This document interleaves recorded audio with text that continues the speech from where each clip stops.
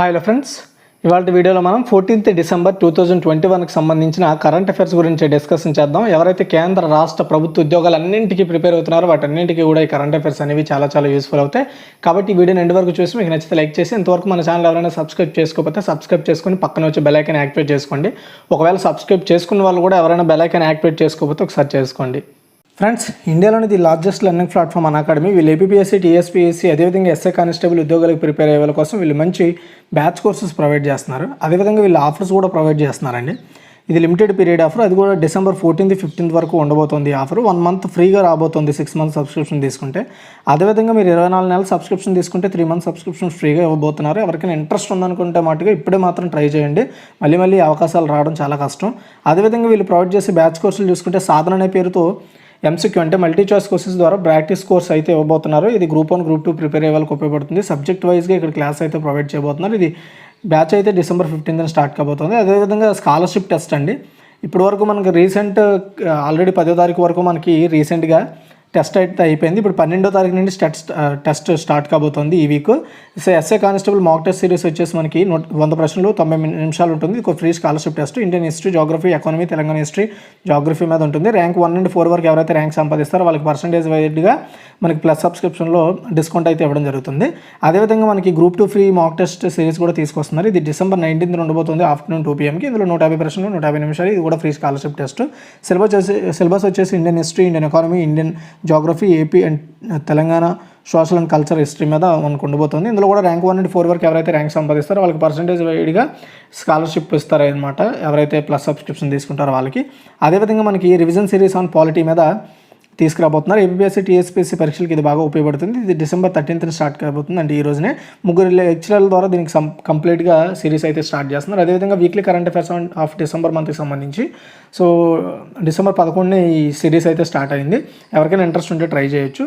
అదేవిధంగా మనకి ఫ్రీకి ప్లస్కి తేడా చూసుకుంటే ఫ్రీలో అన్నీ కూడా లిమిటెడ్ అండి. బట్ ప్లస్ సబ్స్క్రిప్షన్ తీసుకుంటే అన్ని కంప్లీట్ అన్లిమిటెడ్లో అయితే ఇవ్వడం జరుగుతుంది. అదేవిధంగా మనకి 1 month సబ్స్క్రిప్షన్ యాక్చువల్గా చూసుకుంటే 1700 రూపాయలు.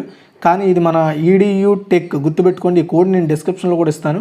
EDUTC10 అనే కోడ్ వాడితే, ఈ కోడ్ కానీ మీరు వాడినట్టయితే మీకు 1700 రూపాయలది కేవలము 1530 రూపాయలకి రావడం జరుగుతుంది.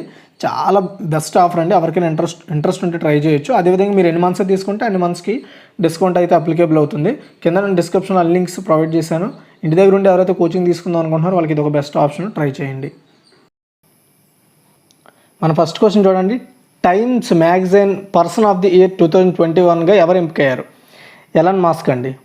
చూడండి, టైమ్ మ్యాగజైన్ అందరికీ తెలుసు కదా. ఈ magazine every year person of the ఇయర్ని రిలీజ్ చేస్తూ ఉంటుంది, ఎంపిక చేస్తూ ఉంటుంది. అలాగే ఈ సంవత్సరం పర్సన్ ఆఫ్ ది ఇయర్ 2021గా టెస్లా CEO అయిన ఎలాన్ మస్క్ని ఎంపిక చేసింది.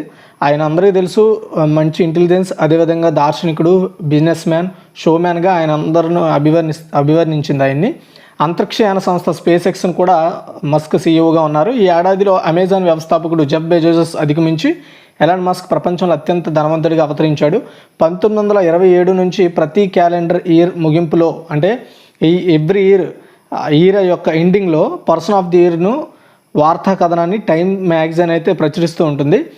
ఆ వ్యక్తి ఫోటోను కవర్ పేజీపై ముద్రిస్తుంది. ఏడాది కాలంలో వివిధ అంశాల్లో ఆయా వ్యక్తులు ఇన్ఫ్లుయెన్స్ ఆధారంగా పర్సన్ ఆఫ్ ది ఇయర్ను ఎంపిక చేస్తూ ఉంటుంది టైమ్స్ మ్యాగజైన్. తర్వాత సెకండ్ వన్, ప్రపంచ ఆరోగ్య సంస్థ ప్రకారం వైద్యం కోసం సొంతంగా ఖర్చు వల్ల, గుర్తుపెట్టుకోండి, సొంతంగా ఖర్చు వల్ల ఎన్ని కోట్ల మంది తీవ్ర పేదరికంలోకి నెట్టబడ్డారు అంటే 50 కోట్లు అండి. ఇది వచ్చేసి మెయిన్ రేషియో, కానీ దీనికంటే ప్లస్ ఇంకొంతమంది 50,000 కంటే కొంచెం ఎక్కువే. 50,000 కోట్ల కంటే 50 కోట్ల కంటే ఎక్కువే. కానీ ఇక్కడ మెయిన్ రేషియో వచ్చేసి 50 కోట్లు, గుర్తుపెట్టుకోండి. అంటే కొంత కిందన మిగతా చిన్న నెంబర్స్ కూడా ఉన్నాయి, బట్ మెయిన్గా మనం తీసుకోవాల్సింది 50 కోట్లు. వైద్య సేవల కోసం తమ సొంతంగా ఖర్చు చేయాల్సి రావడంతో దాదాపు 50 కోట్ల కంటే ఎక్కువ మంది, అర్థమైందా మీకు? 50 కోట్ల కంటే ఎక్కువ మంది బిలో 60 crores, అంటే 60 కోట్ల కంటే కిందనే, బట్ 50 కోట్ల కంటే కొంచెం ఎక్కువ మంది తీవ్ర పేదరికంలోకి నెట్టివేయబడ్డారని ఈ ప్రపంచ ఆరోగ్య సంస్థ తన నివేదికలో చెప్పింది. ప్రజలు వైద్య సేవలు పొందే సామర్థ్యంపై COVID-19 ప్రభావం గురించి ఎత్తి చూపుతూ పై విధంగా WHO చెప్పింది. పేదరికం పెరగడము, ఆదాయాలు తగ్గడం, ప్రభుత్వాలు కఠినమైన ఆర్థిక పరిమితులను ఎదుర్కొంటున్నందున ఆర్థిక కష్టాలు మరింత తీవ్రమయ్యే అవకాశం కూడా ఉందని ప్రపంచ ఆరోగ్య సంస్థ, అదేవిధంగా వరల్డ్ బ్యాంకు అందించిన నివేదికలు చెప్తున్నాయి. 2020లో కోవిడ్ ఆరోగ్య సేవలకు అంతరాయం కలిగించిందని, అదేవిధంగా 1930 తరువాత అత్యంత తీవ్రమైన ఆర్థిక సంక్షోభానికి కూడా కారణమైందని, దీనివలన ప్రజలు సంరక్షణ కోసం చెల్లించడం కష్టతరంగా మారిందని WHO చెప్తోంది.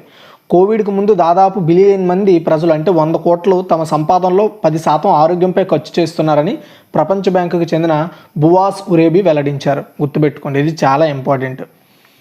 తర్వాత 3, భారతదేశం ఏ దేశానికి చెందిన రాయల్ ఎంబీసీతో వాటర్ ఇన్నోవేషన్ ఛాలెంజ్ల 2వ ఎడిషన్ను ప్రారంభించింది? చాలా ఇంపార్టెంట్.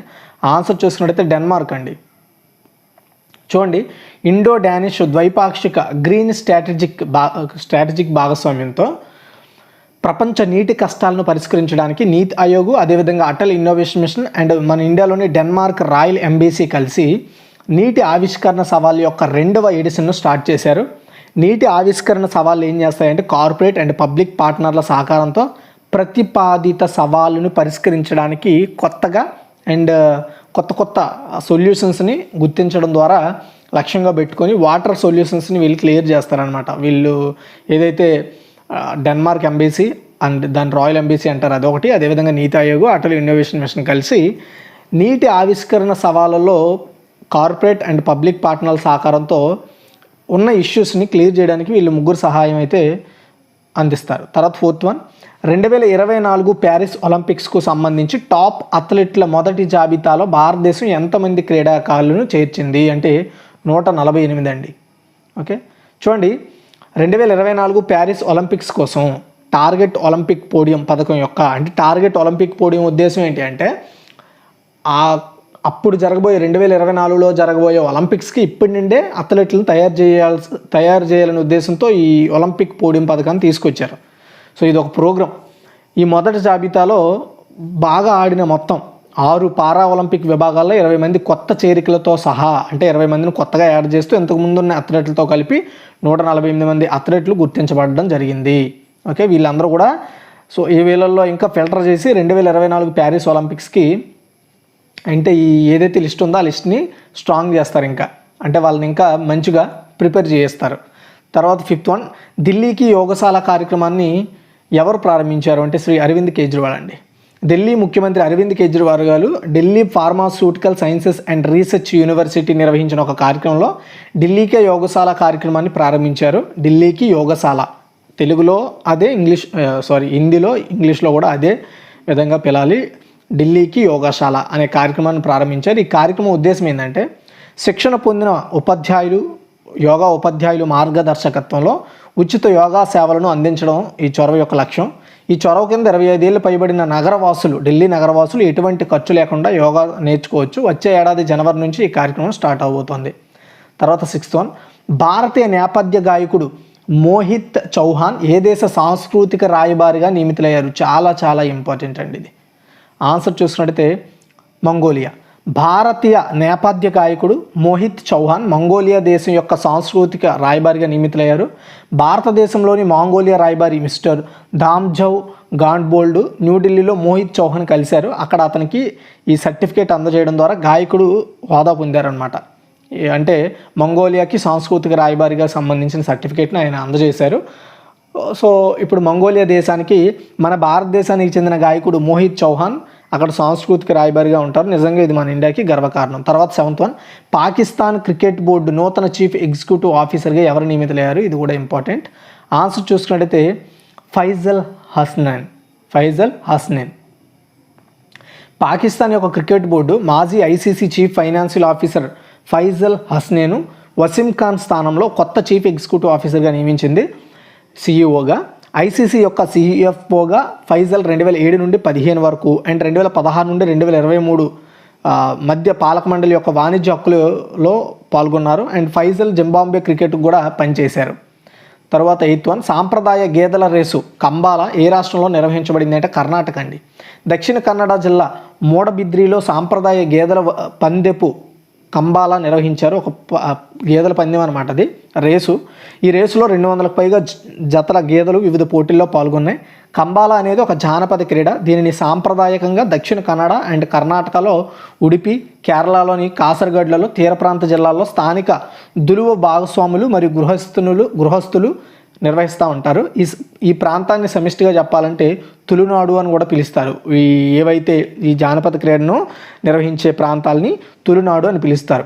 2017లో మాజీ రాష్ట్రపతి ప్రణబ్ ముఖర్జీ కర్ణాటకలో నిర్వహించే వార్షిక గేదెల పందెపు కంబాలను నిర్వహించడానికి చట్టబద్ధత ఇచ్చారనమాట. దానికి సంబంధించిన క్రూరత్వ నిరోధక ఆర్డినెన్స్ 2017 యొక్క ప్రకటనను ఆయన ఆమోదించారు కూడా. అది తర్వాత 9 ఏ బ్యాంకు అషు షయాష్ను స్వతంత్ర డైరెక్టర్గా నియమించింది. ఆన్సర్ చూసినట్టు కోటక్ మహీంద్రా బ్యాంక్ అండి. కోటక్ మహీంద్రా బ్యాంక్ అనేది ఇది ఒక ప్రైవేట్ రుణదాత బ్యాంక్, అంటే ప్రైవేట్ బ్యాంక్ అనమాట. తన బోర్డులో, ఆ బ్యాంక్ బోర్డులో స్వతంత్ర డైరెక్టర్గా అషు షయాష్ను నియమించింది. ఆమె నియామకం జనవరి 24, 2022 నుండి 5 ఏళ్ల పాటు అమల్లోకి వస్తుంది. షుయాష్ భారతీయ ఆర్థిక సేవలు అండ్ గ్లోబల్ ఇన్ఫర్మేషన్ సర్వీసెస్ సెక్టార్లో 33 ఇయర్స్ ఎక్స్పీరియన్స్ ఉన్న పర్సన్. ఆమె సీఈఓగా చాలా భారతీయ అండ్ బహుళజాతి అంటే ఎంఎన్సీ వ్యాపారాలను కూడా నాయకత్వం వహించారు. చాలా కంపెనీలు కూడా స్థాపించారు ఆమె చేతుల మీదుగా. సంక్లిష్టమైన నియంత్రిత వ్యాపారాలను నిర్వహించారు కూడా ఆమె. తర్వాత 10 ఆత్మనిర్భర్ భారత్ రోజ్గార్ యోజన కింద అత్యధిక లబ్ధిదారుల జాబితాలో ఎవరు అగ్రస్థానంలో ఉన్నారంటే మహారాష్ట్ర అండి. ఆత్మనిర్భర్ భారత్ రోజ్గార్ యోజన కింద అత్యధిక సంఖ్యలో లబ్ధిదారులు ఉన్న రాష్ట్రాల జాబితాలో మహారాష్ట్ర ఫస్ట్ ప్లేస్లో నిలిచింది. సెకండ్ వచ్చేసి గుజరాత్, థర్డ్ వచ్చేసి తమిళనాడు, ఫోర్త్ వచ్చేసి కర్ణాటక అండ్ ఫిఫ్త్ వచ్చేసి ఉత్తరప్రదేశ్లో ఉండడం జరిగింది. ఈ విషయాన్ని స్వయంగా కార్మిక మరియు ఉపాధి శాఖ సహాయ మంత్రి రామేశ్వర్ తేలి ప్రకటించారు. మహారాష్ట్రలో 0.64 మిలియన్ల మంది లబ్ధిదారులు ఉండగా, గుజరాత్లో 0.44 మంది, తమిళనాడులో 0.53 మిలియన్ల మంది, కర్ణాటకలో 0.31 మిలియన్ల మంది అండ్ ఉత్తరప్రదేశ్లో 0.27 మిలియన్ల మందితో టాప్ 5లో ఉన్న స్టేట్స్ ఇవి. అండ్ కోవిడ్ మహమ్మారి సమయంలో సామాజిక భద్రతా ప్రయోజనాలతో పాటు కొత్త ఉపాధిని సృష్టించడం, ఉపాధిని నష్టాన్ని పునరుద్ధరించడం కోసం యాజమానులను ప్రోత్సహించడానికి ఆత్మనిర్భర్ భారత్ రోజ్గార్ యోజన, దీన్ని ABRY అంటారు, దీన్ని ప్రారంభించారు. అయితే employees provident fund organization EPFO ద్వారా అమలు చేయబడిన ఈ పథకం MSMEతో సహా వివిధ రంగాలు, పరిశ్రమల యాజమానుల ఆర్థిక భారాన్ని తగ్గిస్తుంది అండ్ మరింత మంది కార్మికులను నియమించుకునేలా వారిని ప్రోత్సహిస్తుంది కూడా కంపెనీలని. ABRY కింద EPFO నమోదిత సంస్థల యొక్క, అంటే ఏవైతే ABRY కింద EPFను ఇచ్చే కంపెనీలు ఉంటాయో ఆ కంపెనీల ఆధారంగా చెల్లించవలసిన సహకారంతో ఉద్యోగుల వాటా 12% వేతనాలు అండ్ యాజమానుల వాటా 12% వేతనాలు లేదా ఉద్యోగుల వాటాను మాత్రమే భారత ప్రభుత్వం భరిస్తుందన్నమాట. అంటే ఇవ్వవలసిన ఈ ఏదైతే MSME రంగ డిపార్ట్మెంట్లో ఉండే ఏవైతే సంస్థలు ఉంటాయో అది కూడా ABRY పథకం కింద వచ్చే ఏవైతే సంస్థలు ఉంటాయో వాటికి ఇవ్వాల్సిన EPFను స్వయంగా భారత ప్రభుత్వమే ఇస్తుందని దాని ఉద్దేశం. తర్వాత 11 ఏ రాష్ట్రము 5 డ్రోన్ పాఠశాలలు ఏర్పాటు చేస్తున్నట్లుగా ప్రకటించింది అంటే మధ్యప్రదేశ్ అండి. సో మధ్యప్రదేశ్ గవర్నమెంట్ ఆ రాష్ట్రంలో ఉండే ఎవరైతే డ్రోన్ టెక్నాలజీలోకి ఇన్వాల్వ్ అవ్వాలనుకునే యంగర్స్ ఎవరైతే ఉంటారో లేదా బిజినెస్ మ్యాన్లు ఎవరైతే ఉంటారో అండ్ డ్రోన్లకు సంబంధించి ట్రైనింగ్ ఇవ్వడం కోసం మొత్తము మధ్యప్రదేశ్లోని గ్వాలియర్, భోపాల్, ఇండోర్, జబల్పూర్ అండ్ సాగర్లలో వీటికి సంబంధించిన ట్రైనింగ్ స్కూల్స్ని ఏర్పాటు చేయబోతున్నారు. సో ఈ ట్రైనింగ్ టెక్నాలజీలో యువతకు శిక్షణ ఇచ్చి వారికి కొత్త ఉపాధి అవకాశాలను కల్పిస్తారు దీని ద్వారా. తర్వాత 12 అండి, జాతీయ ఇంధన పరిరక్షణ దినోత్సవాన్ని ఎప్పుడు నిర్వహిస్తారంటే డిసెంబర్ 14. సో ఇంధన పొదుపు ప్రాముఖ్యత గురించి అవగాహన కల్పించడం కోసం, అంటే ఇంధనాన్ని మనం ఇప్పుడు వాడుతున్న విద్యుత్తు ఇలాంటి వాటిని మనం సేవ్ చేయడానికి, ఇలాంటి వాటి మీద అవగాహన కల్పించడానికి ఎవ్రీ ఇయర్ డిసెంబర్ 14న భారతదేశం అంతటా కూడా జాతీయ ఇంధన పరిరక్షణ దినోత్సవాన్ని సెలబ్రేట్ చేస్తారు. దీనికి సంబంధించిన కంప్లీట్ డీటెయిల్స్, ఏ విధంగా ప్రజెంట్ సిచ్యువేషన్స్ ఎలా ఉన్నాయి అనే దాని మీద నేను మార్నింగ్ ఎడిటోరియల్ చేశాను పేపర్ అనాలిసిస్లో, ఎవరైనా చూడొచ్చు. అండ్ ఇంధన పొదుపు దినోత్సవం శక్తి సామర్థ్యం అండ్ పరిరక్షణ దాని యొక్క ప్రాముఖ్యత గురించి అవగాహన కల్పించడానికి ప్రయత్నిస్తుంది. తర్వాత 13 2021కి గాను ప్రతిష్టాత్మకమైన డాక్టర్ ఇడా ఎస్ స్కటర్ ఒరేషన్ అవార్డు ఎవరికి లభించింది అంటే అజిమ్ ప్రేమ్జీ. అవార్డు పేరు గుర్తుపెట్టుకోండి. ఆన్సర్ చూసుకున్నట్టయితే అజిమ్ ప్రేమ్జీ అండ్ విప్రో లిమిటెడ్ వ్యవస్థాపకుడు అండ్ చైర్మన్ కూడా, అజిమ్ ప్రేమ్జీ ఫౌండేషన్ వ్యవస్థాపకుడు కూడా, Christian medical college Vellore and US ఆధారిత వెల్లూర్ CMC సంయుక్తంగా స్థాపించిన 10వ వార్షిక డాక్టర్ ఇడా ఎస్ స్కటర్ హ్యూమనిటేరియన్ ఓరేషన్ను ఈ సంవత్సరం గ్రహీతగా అజిమ్ ప్రేమ్జీని ఎంపిక చేశారు. అండ్ ఆయన మంచి పునాది వేయడం అండ్ సమాజానికి ఆయన చేసిన సేవలకు గుర్తింపుగా ఈ అవార్డుని అయితే ఆయనకు అందజేయడం జరిగింది. తర్వాత 14 సమన్య వర్గ్ ఆయోగ్ అనే అగ్రవర్ణాల కోసం కమిషన్ను ఏ రాష్ట్రం ఏర్పాటు చేస్తున్నట్లుగా ప్రకటించింది అంటే హిమాచల్ ప్రదేశ్ అండి. హిమాచల్ ప్రదేశ్ ప్రభుత్వము మధ్యప్రదేశ్ తరహాలో అగ్రవర్ణాల కోసం కమిషన్ ఏర్పాటు చేస్తున్నట్లుగా ప్రకటించింది. అంటే ఇంతకుముందు ఇలాంటి ఒక కమిషన్ మధ్యప్రదేశ్ ఏర్పాటు చేసింది. అయితే హిమాచల్ ప్రదేశ్ ఏర్పాటు చేసిన ఒక కమిషన్కి పెట్టిన పేరు ఏంటంటే సామాన్య వర్గ్ ఆయోగ్ అని పేరు పెట్టింది. ఈ కమిషన్కి 2021 ఫిబ్రవరి మార్చిలలో సభా బడ్జెట్ సెషన్ కోసం రాష్ట్ర అసెంబ్లీ సమావేశమైనప్పుడు 3 నెలల వ్యవధిలో శాసన చట్టం ద్వారా అధికారికంగా దీన్ని రూపొందించబడుతుందని చెప్పారు. హిమాచల్ ప్రదేశ్లో ఇప్పటికే షెడ్యూల్డ్ కులాల కమిషన్ అమల్లో ఉంది. అండ్ సిమ్లా మాజీ ఎంపీ వీరేంద్ర కశ్యప్ ఇప్పుడు దీనికి అధ్యక్షత వహిస్తున్నారు. దీనికి సామాన్య వర్గ ఆయోగ్కి. తర్వాత 15 గ్లోబల్ హెల్త్ సెక్యూరిటీ ఇండెక్స్ 2021లో భారతదేశం ఏ స్థానంలో ఉంది అంటే 66 అండి. So global health security GHS అంటారు. ఈ ఇండెక్స్ 2021 ప్రకారం ప్రపంచం యొక్క సగటు GH ఇండెక్స్ స్కోర్ చూసుకుంటే సగటు 38.9కి ఉంది 2021లో. ఈ GHX ఇండెక్స్లో 40.2 మార్కుల నుండి తగ్గి 100కి జరిగింది. అండ్ 2019 GHX ఇండెక్స్ భాగస్వామ్యంతో nuclear threat initiative and Bloomberg school of public health వద్ద Johns Hopkins centre for health security వీళ్ళందరూ కూడా కలిసి ఈ ఇండెక్స్ని డెవలప్ చేశారు. మొత్తం ఇండెక్స్ స్కోర్ వచ్చేసి 42.8తో 195 దేశాలలో భారతదేశం 66వ స్థానంలో ఉంది. అండ్ 2019 నుండి -0.8 మార్పుతో పాటుగా ర్యాంక్ కూడా పొందింది. United States of America USA 75.9 స్కోర్తో ఇండెక్స్లో ఫస్ట్ ప్లేస్లో ఉంది. ఆ లిస్ట్ కూడా ఇక్కడ మీకు క్లారిటీగా ఎక్స్ప్లెయిన్ చేస్తాను చూడండి. సో ఫస్ట్ ప్లేస్లో ఈ GHS గ్లోబల్ హెల్త్ ఇండెక్స్ 2021లో గ్లోబల్ హెల్త్ సేఫ్టీ ఏదైతే ఉందో సెక్యూరిటీ ఇండెక్స్ 2021లో ర్యాంకింగ్ చేయబడిన దేశాలు చూసుకుంటే ఫస్ట్ ర్యాంక్ వచ్చేసి USA, దీని యొక్క స్కోరు 75.9%. రెండో వచ్చేసి ఆస్ట్రేలియా ఉంది 71.1%. తర్వాత వచ్చేసి ఫిన్లాండ్ అండి 70.9 స్కోర్తో థర్డ్ ప్లేస్లో ఉంది. కెనడా వచ్చేసి 69.8 స్కోరుతో 4వ స్థానంలో ఉంది. అండ్ 5వ స్థానంలో థాయిలాండ్ 68.2 స్కోర్తో ఉంది. 66వ స్థానంలో భారతదేశం 42.8 స్కోర్తో ఉంది. 195 అంటే చివరి స్థానంలో సోమాలియా 16.0 స్కోర్తో నిలవడం జరిగింది. ఓకేనా, ఇది టోటల్గా ఈరోజు ఒక కరెంట్ అఫైర్స్. ఒకసారి మనం క్విక్ రివ్యూ చూద్దాం. Times magazine persons of the year 2021 ఎవరిని ఎంపిక చేశారంటే ఎలన్ మస్క్. తర్వాత ప్రపంచ ఆరోగ్య సంస్థ ప్రకారం వైద్యం కోసం సొంతంగా ఖర్చు వల్ల ఎన్ని కోట్ల మంది తీవ్ర పేదరికంలోకి జారుకున్నారు లేదా నెట్టవేయబడ్డారంటే 50 కోట్ల మంది. తర్వాత క్వశ్చన్ చూసుకుంటే భారతదేశంలో ఏ దేశానికి చెందిన రాయల్ ఎంబసీతో వాటర్ ఇన్నోవేషన్ ఛాలెంజ్ 2 వెర్షన్ ప్రారంభించారంటే డెన్మార్క్. అండ్ 2021 ప్యారిస్ ఒలింపిక్స్కి సంబంధించి టాప్ అథ్లెట్ల మొదటి జాబితాలో భారతదేశం ఎంతమంది క్రీడాకారులను చేర్చిందంటే 148. తర్వాత ఢిల్లీకి యోగశాల కార్యక్రమాన్ని ఎవరు ప్రారంభించారంటే శ్రీ అరవింద్ కేజ్రీవాల్. భారతీయ నేపథ్య గాయకుడు మోహిత్ చౌహాన్ ఏ దేశ సాంస్కృతిక రాయబారిగా నియమితులయ్యారు అంటే Mongolia. And Pakistan cricket board నూతన చీఫ్ ఎగ్జిక్యూటివ్ ఆఫీసర్గా ఎవరు నియమితులయ్యారంటే ఫైజల్ హసన్. తర్వాత క్వశ్చన్ చూసుకుంటే సాంప్రదాయ గేదెల రేసు కంబాలా ఏ రాష్ట్రంలో నిర్వహించబడిందంటే Karnataka. And A bank Ashu షుయాజ్ను స్వతంత్ర డైరెక్టర్గా నియమించుకుందంటే కోటక్ మహీంద్రా బ్యాంకు. తర్వాత చూసుకుంటే ఆత్మనిర్భర్ భారత్ రోజ్గార్ యోజన కింద అత్యధిక లబ్ధిదారుల జాబితాలో ఎవరు అగ్రస్థానంలో ఉన్నారంటే మహారాష్ట్ర రాష్ట్ర ప్రజలు ఉండడం జరిగింది. ఏ రాష్ట్రం 5 డ్రోన్ల పాఠశాల ఏర్పాటు చేస్తున్నట్లు ప్రకటించిందంటే మధ్యప్రదేశ్. తర్వాత క్వశ్చన్ చూసుకుంటే జాతీయ ఇంధన పరిరక్షణ దినోత్సవం ఎప్పుడు నిర్వహిస్తారంటే డిసెంబర్ 14. అండ్ 2021 గాను ప్రతిష్టాత్మకమైన డాక్టర్ EDS సగ్డర్ ఓడరేషన్ అవార్డును ఓరేషన్ అవార్డు ఎవరికి లభించిందంటే అజిమ్ ప్రేమ్జీ. తర్వాత వచ్చేసి సామాన్య వర్గ ఆయోగ్ అనే అగ్రవర్ణాల కోసం కమిషన్ ఏ రాష్ట్ర ప్రభుత్వం ఏర్పాటు చేసినట్లు ప్రకటించిందంటే హిమాచల్ ప్రదేశ్. తర్వాత గ్లోబల్ హెల్త్ సెక్యూరిటీ ఇండెక్స్ 2021లో భారతదేశం ఏ స్థానంలో ఉందంటే 66 అండి. ఓకే, దీని స్కోర్ చూసుకున్నట్టయితే 42.8 స్కోర్తో. ఓకే, ఇది గైస్ ఈరోజు టోటల్ కరెంట్ అఫైర్స్. నచ్చితే లైక్ చేసి షేర్ చేసి మరిన్ని అప్డేట్స్ కోసం మన ఛానల్ ఫాలో అవుతుండండి. Thanks for